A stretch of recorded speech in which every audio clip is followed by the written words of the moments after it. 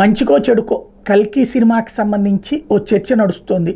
కర్ణుడి పాత్ర ఏంటి, అశ్వత్థామ పాత్ర ఏంటి? దీంట్లో సోషల్ మీడియాలో జరుగుతున్న చర్చ ఒకందుకు మంచిది.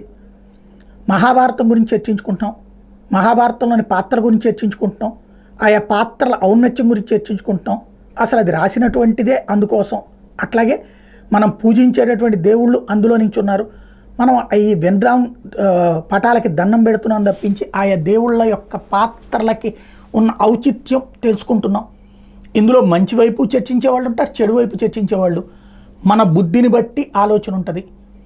దుష్ట బుద్ధి ఉన్నటువంటికి దుర్యోధనుడు గొప్పగా కనిపిస్తాడు, మంచి బుద్ధి ఉన్నటువంటి వాడికి ధర్మరాజు గొప్పగా కనిపిస్తాడు. దుష్ట బుద్ధి ఉన్నటువంటి వాడికి ధర్మరాజు చేతకాని వాడిగా కనిపిస్తాడు, మంచి బుద్ధి ఉన్నటువంటి వాడికి ధర్మరాజులోని ధర్మం కనబడుతుంది. అదే సందర్భంలో కర్ణుడిలోని మిత్రధర్మం ఒకరికి కనిపిస్తుంది, కర్ణుడిలో ఉన్నటువంటి తన స్వార్థం కోసం మహాభారత యుద్ధాన్నే తీసుకొచ్చాడు అన్నటువంటి మరొకరికి కనబడుతుంది. ఎవరి ఆలోచనలు వాళ్ళకు ఉండటం మంచిదే.